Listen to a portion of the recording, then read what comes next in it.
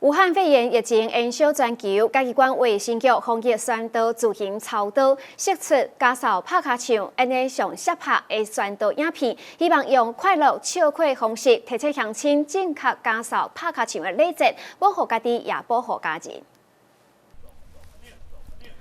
自武汉肺炎疫情发生以来，嘉义县全面进入警戒状态。李种多复杂式的宣导当中，为了让乡亲会当轻松平快地了解宣导重点，卫生局当然发挥创意，结合着默剧、搞怪的方式，提醒民众突然家嫂拍甲用手捂啊扎掉嘴甲鼻，减少手部接触以及扩散传染的机会。剧情融合戴口罩、勤洗手、增健康等角色，伫传达正确防疫知识当中，也会当苦数。代理局长赵文华表示，嘉义县全力配合中央政策，为社区防疫、医疗、警备、药局、卫生所的口罩贩卖开设关怀中心等等，代志真多，煞不容杂断。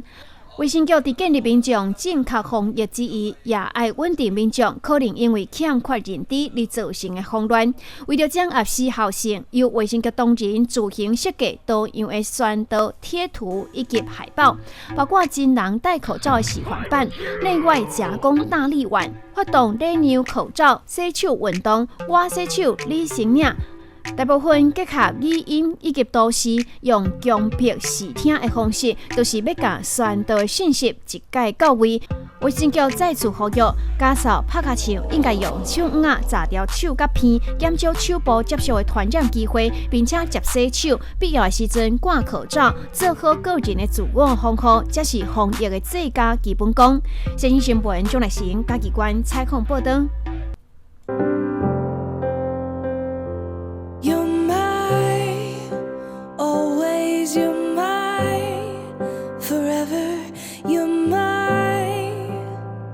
Reality,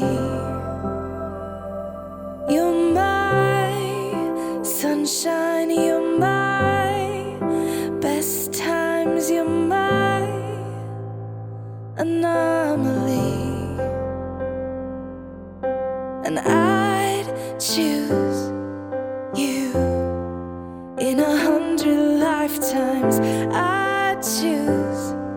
you in 100 worlds. I'd find you,